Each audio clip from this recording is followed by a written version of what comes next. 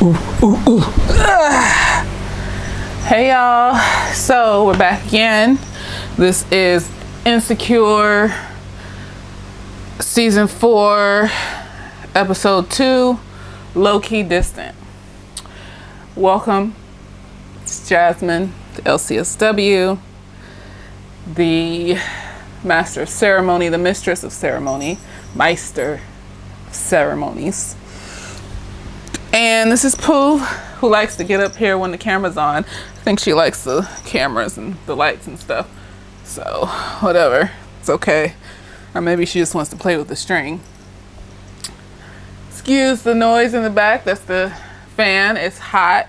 It's behind the couch over there. So, it's going to be what it is. I got the microphone on. So, hopefully y'all can, hear what I'm saying clearly and distinctly. We are drinking the cheapest of the cheaps again, Calarasi Sangria, because I want to get tipsy but not too tipsy because the bitch got to work tomorrow. And so, what are you doing? And so, let's get started. I did notes this time because I feel like I don't want to, miss anything. So, first, we open up with episode 2 from season 4, Lowkey Distant, with Molly. She finally fucks Andrew. They're dating, they're getting to know each other, and she has the sexual relations with him. And, it looks like it was pretty good. Good for her. Good for her in this quarantine season. Not all of us can be so lucky. So I'm not upset with her. But, she has some reservations about it. We'll get to that later. So, cut to the next scene. Condoleezza Rice. Condo is on Market Street in Inglewood with Issa Rae talking about the upcoming festivities of the block party. And they're laughing and giggling and joking and hee-hawing back and forth, and it's amazing. Their friendship is growing. And of course, Lawrence is brought up, and Issa is open about the awkwardness about it. And then she low-key just kind of tells something about Lawrence liking mayo on his French fries, whatever that's about. And, they laugh and giggle, and it's, one of those things that's why I said I could never do that. I could never.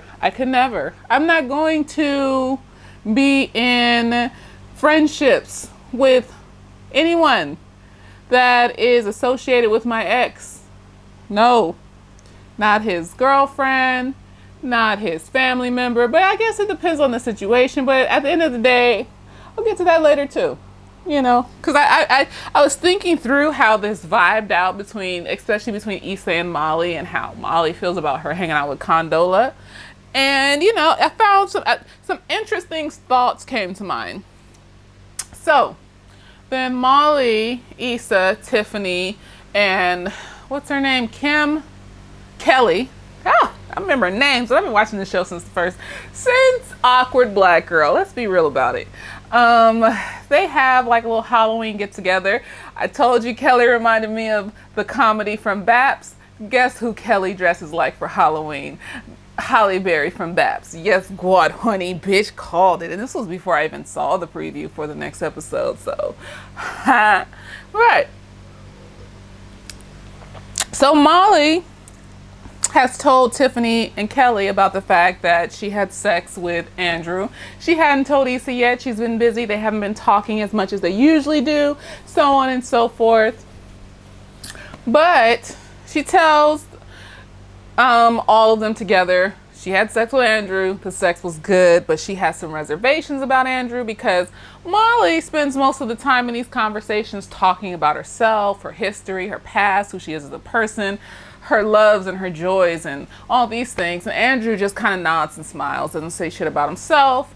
If something upsets him, he doesn't say anything, he just kind of brushes it off. So Molly knows nothing about this man except for the shits and giggles.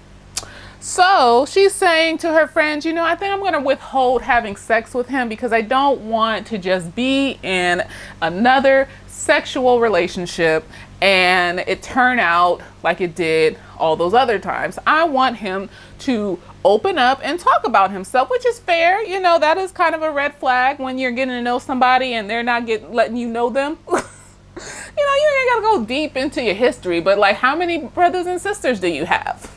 You know, do you get along with your parents? You know, all of those things. And so she doesn't know any of these things. And I still don't know anything about the background history of these people. So the audience doesn't know about y'all either. So I hope y'all are taking notes. But anyways, it's just ironic. That's all. Let me get a drink of this. I just held it and then didn't drink it. So at first Issa's like, you know, you don't have to find issues with everything. And then that's when I first started side-eyeing Issa a little bit, you know, because this is a fair thing to ask in a relationship. And it's understandable because Molly has been, you know, mostly negative throughout all the seasons. And I'm assuming that she's been negative for most of the time. But I don't know. I think that little stint in therapy helped because throughout this episode, you see her opening up more and talking about how she's feeling instead of holding things in and holding things back. So, you know, now it's time to side-eye Issa a little bit. Like, that's not finding issues. That is having boundaries. You know, I want to know. I got wine on my glasses, so watch this make it worse. Oh, it's not gone. So it's whatever. So, you know, it's a balance. You want to have boundaries with people. You want to have a, you know, I guess like you want to have a balance with folks. You know, it's like, these are things I will accept. These are things I won't accept. And I'm very firm in these things. It's not finding fault or finding issues with things that you do. If you have, you know, something in particular that you like to do for yourself, as long as it's not hurting me, it's not hurting anybody else, it's not hurting you, I don't give a fuck. But there are boundaries that I have, and I want to get to know you as a person before I let you up into my BJJ. So I understand where Molly's coming from, but Issa was just kind of like, you know, well, they all kind of were. I think that's how their friendship goes. I think they're just mean to each other. They're just like the mean girls in Mean Girls. They're mean to each other, and then they just brush it off. They don't talk about how they really feel about anything. They just have a little argument, a little spat here and there, and then it's over, and it's whatever. So anyways, next. Issa is still fucking the TSA nigga. And you know what? When he said press my butthole, I almost vomited because I feel like anything that has to do with the anus makes me nauseated. And then the fact that she was just gonna lay there with that on her finger. If she hadn't realized that the condom was gone, she wouldn't have immediately got up and washed her hands. That bothered me a lot. I don't care if you fucking the TSA nigga, but girl, if you go and extend yourself that much, be sanitary. Go wash your hands. What if you forgot and then wiped your eye? Now you got pink eye, you know, and no, but she was going to lay there with that on her finger. That's so disgusting. But that's just my thing. You know, I don't like anal stuff. It's boo-boo is down there, you know, so I'm not touching her. No, you know, but if, you know, if they have a need to do something for me, I'm not gonna be mad about it though. I know it's not right. I don't give a fuck. I said what I said. You can leave me the fuck alone, bitch. So she goes and washes her, they're laying there, and then he realizes the condom is lost. Apparently it's up in her vagina. She pulls it out, and it's like this whole thing about, oh, this probably was a mistake.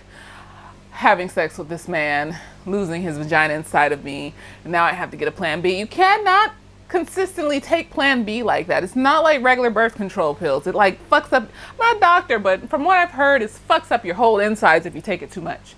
So, you know, apparently this is, you know, it sounds like this is something she's been doing for a while as far as taking the plan B with him. Apparently he has 3 kids, you know, 2 kids and 1 on the way, whatever. Anyways, Taryn at work with Molly. Taryn is her coworker that she, like, I don't know if she threw him under the bus last season. Something happened, I forgot. But basically, she's trying to patch up the relationship without actually speaking on the issue that happened. So she's coming off as extra nice. but still not patching up the relationship. No, you need to speak on it, girl. You need to say how you feel, what you did, and apologize.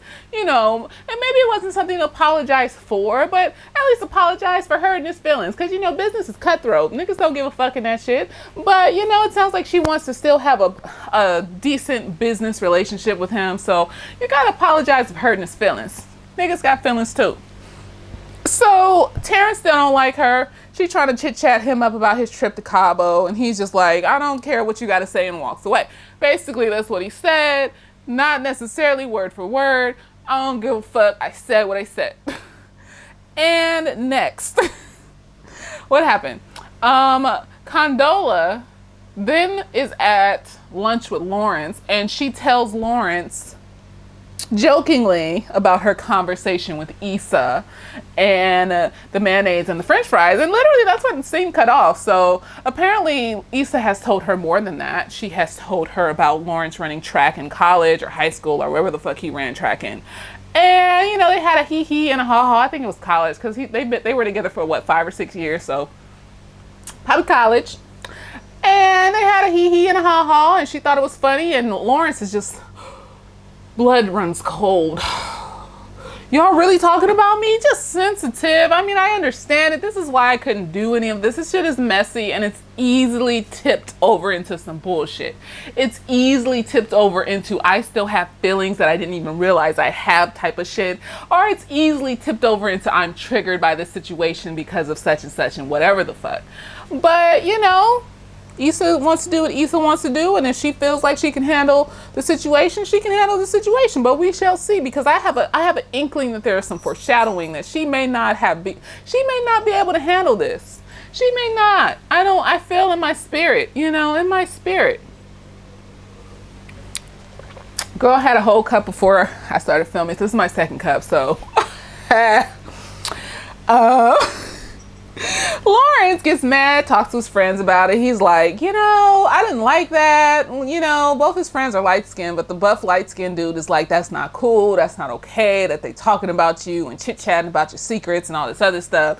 And Lawrence is like, should I call Issa? Should I text her and be like, keep my name out your mouth? You know, whatever. And his other friend, you know, is also light-skinned, is Tiffany's husband. He goes, well, I wouldn't have been in this situation anyways, but, you know, you can't text her and say shit like that, because now there's a paper trail. One of them says there's a paper trail, which is a good advice, because I believe in there should never be evidence of bullshit that you done. Never make evidence. No sex tapes, no pictures, no text messages that you don't want to be seen. Never leave evidence. That's all I have to say about that. So, let's see. Condola and Issa have a work meeting next, and they're at this cafe, pub, eatery, whatever the fuck. And Condola's about to leave just as Molly's coming in, and Molly just looks hurt. I thought this was for us. I thought it was just me and you eating today. I thought it was us together. And, you know, Issa's like, well, no, now you can get to know Molly. Now you can get to know Condola. And Molly, you can get to know, or Molly can get to know Condola, and Condola, you can get to know Molly. Two friends coming together. I just feel like some friends don't need to meet. You have your friends that are over here for certain things. You have your friends that are over there for certain things.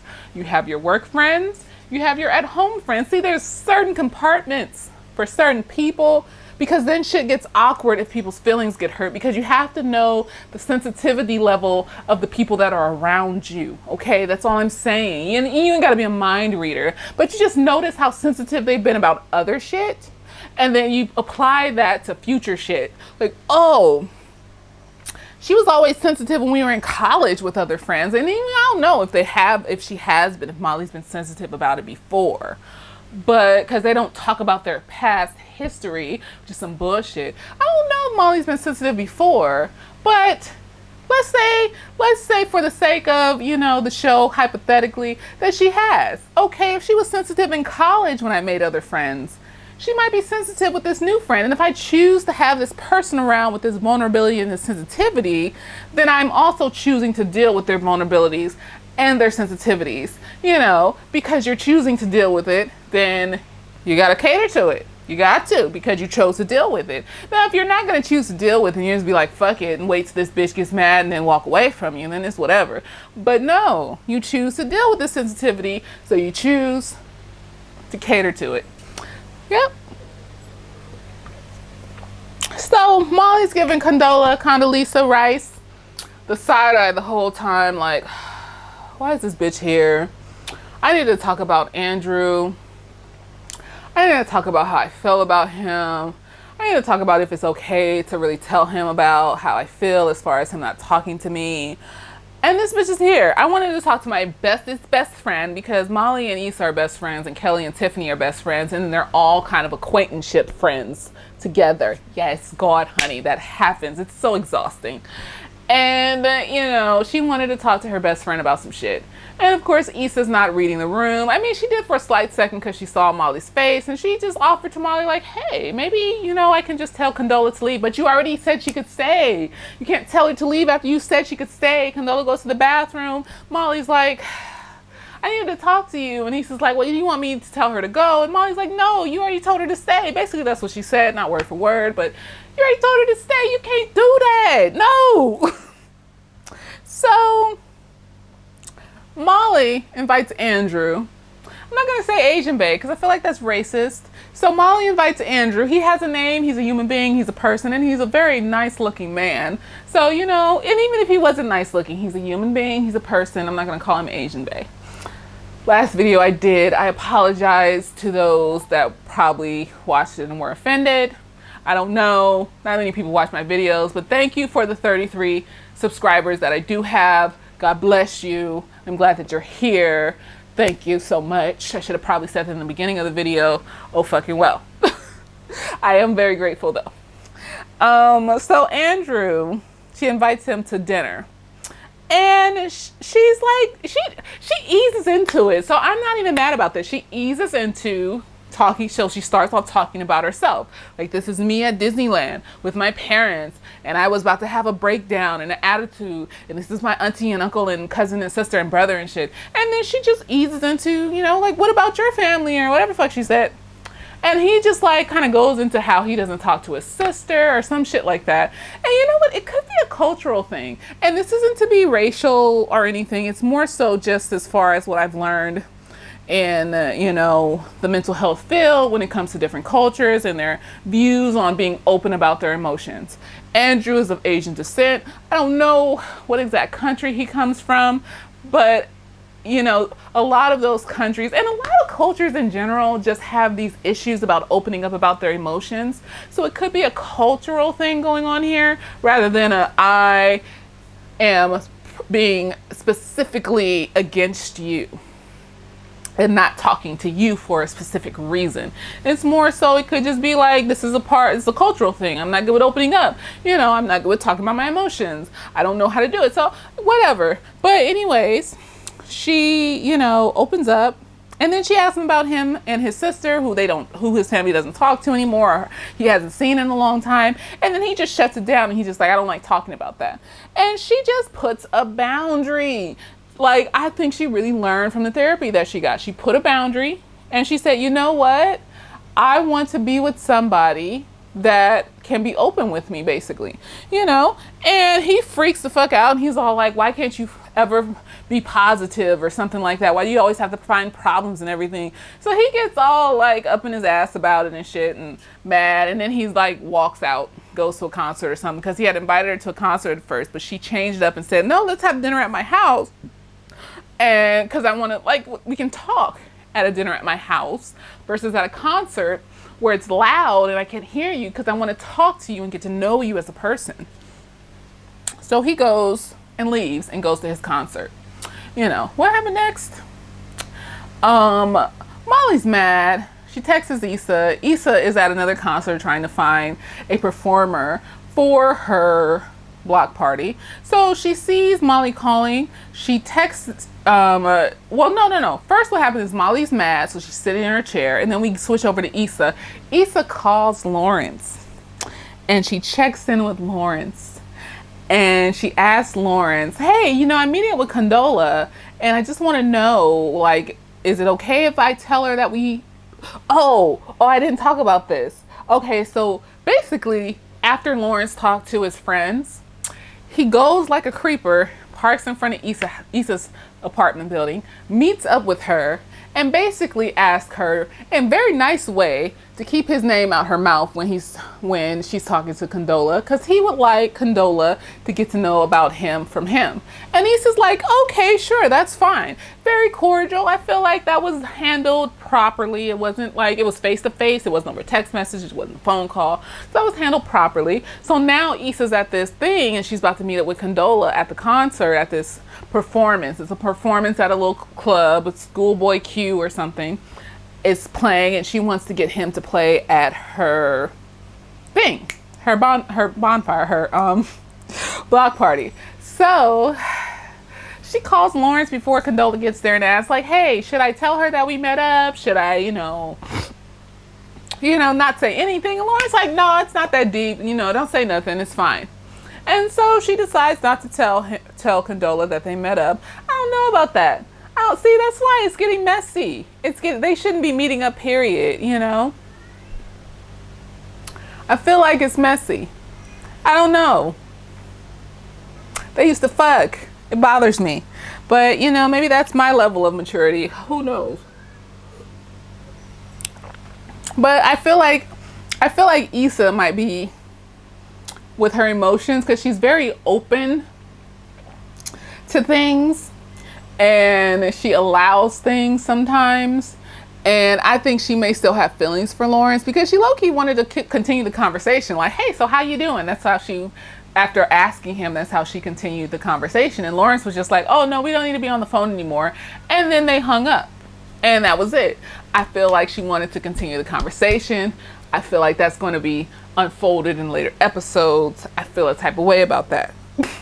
So Molly's still mad. This is the same night. Molly's still mad, so she calls Issa. Issa's in the performance and doesn't pick up the phone, but texts Molly and says that she's at the performance, at a concert, and she will call Molly back. Molly's just stewing, angry that Andrew walked out, upset about it, whatever. So Molly is at work again, and Torian, the guy that Molly had issues with, that she did something to, or whatever she said at work to him, threw under the bus, whatever the fuck she did. So they're in a meeting with the other big bosses at the job. And Molly, I guess, could have added some more information to Torian's, speech about the clients that they're representing. But she doesn't. She just makes a face and looks away. And everybody sees it, and the supervisors, the partner lawyers at the place, I think she's a partner. I don't fucking know. They're higher than her. I'm not a lawyer. They look at her and they ask her if she needs to add anything. And she goes, no, I was just looking, somebody that's some stupid ass excuse talking about she thought she saw a window washer out the window. Some dumb shit. But Torian knows that she was going to add something and she didn't. So Torian confronts her in her office afterwards and he goes, why are you trying to pretend to be really nice? Why aren't you being real? Why aren't you telling me, like, if you have some added information about my clients? Because I know that you worked for them. Or I get it's either the clients or the people that, are going against their client or whatever. One of those things. So Molly goes, well, I didn't want to interrupt.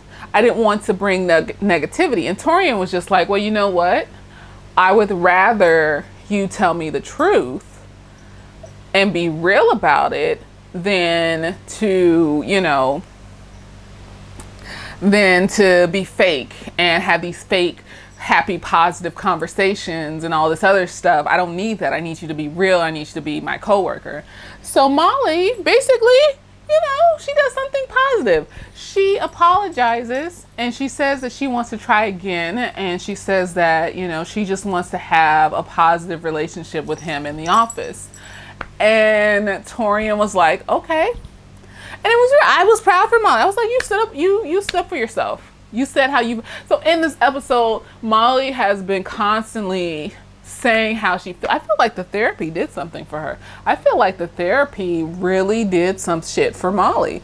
And I'm proud of her. Shit, fuck this shit. She's saying how she feel. I feel like at the end of the last episode, and I'm going to tell you why too. I feel like at the end of the last episode, that's just how they talk to each other as friends. They have toxic friendships. Okay, so let's see. Molly and Issa are hiking. And Molly tells Issa about Andrew walking out on her when she asked for, him to be more open. And Issa basically pulled a Molly from last episode. And Issa was just like, well, why are you always looking for so much negativity? Why are you always being so negative? And Molly was just looking at her like, what? And then 5 seconds later, lo and behold, Andrew calls, because this is what happens when you set up a boundary. Either somebody's going to listen or they're going to walk away. And you have to be okay with them walking away. Molly picks up the phone and it's Andrew. And it's Andrew apologizing and saying that he understood her boundary and he understood that he doesn't open up enough. And he let her know that, hey, I'm just not used to being that open with somebody. I think it's a cultural thing, but let's see and wait. Let's wait and see. Let's see and wait. Maybe it's a cultural thing. Maybe it's, some childhood shit. I don't know. This show's not good into going into their past. So if Andrew gets a pass, everybody else needs to get a pass. That's why it's not fair. So, Molly's like, oh, I understand. And that's fine. And, because Molly was apologizing and shit. And Andrew was like, no, I get it. And Molly was just like, I set up a boundary. And he listened to my boundary. Oh my God. I'm not being negative. Issa's wrong. Oh my gosh. See, I think that's just how they talk to each other. I think they're very mean to each other. And I think they talk to each other fucked up. And they don't really talk about any kind of problems they actually have. So Issa comes back after leaving Molly to talk on the phone. They're on the trail. And she goes, who was that? Molly doesn't tell her who it was at that point. There's like a separation in the friendship. There's a deeper separation now. Because Molly's growing in different directions. And I feel like she doesn't necessarily trust Issa to grow, to understand that growth. And that's sad. And then Issa tells her about the TSA guy and the condom getting stuck inside of her. And, how she broke it off with the TSA guy because she was tired of taking Plan Bs. And she already, had sex with him, or he already has 2 kids with 1 kid on the way. And Molly just looks at her like kind of side-eye, like a tired look, like that look you look at somebody when you're tired of their shenanigans. But I feel like, okay, so this is like the wrap up. Let's wrap it up here. I feel like Molly learned from her shit from therapy. Therapy is helping. She's setting healthy boundaries. She's saying how she feels. She's becoming more positive. And she's looking at Issa and Issa's problems as like, this is negativity I don't need. And I feel like Issa is, still kind of messy, but because she's getting positive support from Condola, she's transforming into something newer and better. And at the same time, this is the positive support she should have been experiencing from Molly earlier on. But because Molly was going through her own shit, she wasn't getting that positive. Like Issa thrives on outward positivity. Like, I need somebody to validate my own shit. And Molly wasn't giving her that, before. And now she's getting it from Condola, and she's seeing what it looks like for somebody to pump you up and boost you up and not always have these random issues. Even though I feel like that's going to turn into a mess because Condola's with Lawrence. And I feel like that little scene where Issa was trying to prolong the conversation with Lawrence is going to turn into some mess, because I think Molly was right. Issa is is a little too open with not enough boundaries when it comes to, what she wants in a man. And Molly is just learning boundaries. And so now that Molly's healing, instead of pushing that positivity into Issa as well, she's seeing it as, this is too much. She's a mess. I'm healing. I can say how I feel to people and get positive reactions, whereas before I couldn't say how I felt to people and I kept getting negative reactions. Like with Dro, she wasn't telling Dro how she felt. She wasn't telling Dro what she thought. She just was allowing Dro to do whatever the fuck he wanted, and eventually she just broke it off with him. But so yeah, it's like one of those friendships where you can see them separating. Low-key distance. It's like, yeah, they're going different paths because Molly can't see that Issa needed her positivity all along because Molly was stuck in her negativity for too long. And Issa is all over the place and didn't realize how much positivity she needed. And now that she's realizing that she needed so much positivity, she's kind of looking at Molly's side eye every time Molly, says or does something. And so they're growing apart because they don't know how to communicate those things. They don't know how to talk. So hopefully by the end of the season, they'll say something. They'll talk. They'll open up. Or maybe this will be the last season. Who fucking knows? And they won't be friends anymore. That's sad. That's sad because this is fixable. I hate shit that's fixable. This is fixable. All Molly has to do is realize that Issa is growing, but growing in her own way, and she needs positivity. Maybe Molly's tired though. And that's fair to be tired. That's fair to be tired of a friendship, But at the same, I don't know, because Issa's a good person underneath it all. It's just, she needs positivity around her. She needs somebody to pump her up. She needs somebody to tell her that, I know that you like the TSA dude, but, what do you want in a man? Let's start there. She needs somebody to sit her down and say that to her. And I think Issa's going to end up with a mess with this thing with Condola and Lawrence because Issa is still kind of a foot in her cycles.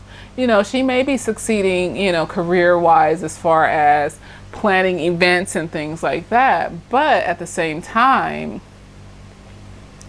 emotionally, like if you knew the TSA nigga had like 2 kids and 1 on the way, that he had problems with baby mamas and shit, like why are you fucking with him? This isn't just some nigga that we casually have sex with. This is some nigga that has problems with giving people babies. Fucking up your insides with Plan Bs damn near every day just so that you can have somebody to fuck around with. It's not even about the way he looks, it's choices. If you're going to have casual sex, do it safely and do it where you won't have to have Plan Bs every day. Just get on the pill then, Things like that. Simple solutions. So I will be interested in seeing where this goes. I jumped too far last episode when I said Molly needs therapy because it looks like therapy's working. Time after time after time and after time again, she's shown that she can communicate how she feels. And, I like it. I like when people say how they feel and don't beat around the bush and shit. Like, just say what the fuck you mean, when you mean it, and how you mean it. And let's see what happens. Either people are going to, work with you or they're going to leave you. And if they leave you, then they shouldn't have been there from jump. Because at the end of the day, they're abandoning you emotionally anyways because they don't respect your boundaries. So, that's it for this evening. That was Lowkey Distant, Insecure Season 4, Episode 2. So yeah, I hope you enjoyed it. I'm a little tipsy. I'm going to drink the rest of this wine, edit this video. And once again, thank you, 33 subscribers, because each person matters. Every person is amazing, and that means somebody's watching. And thank you. So yeah, later days.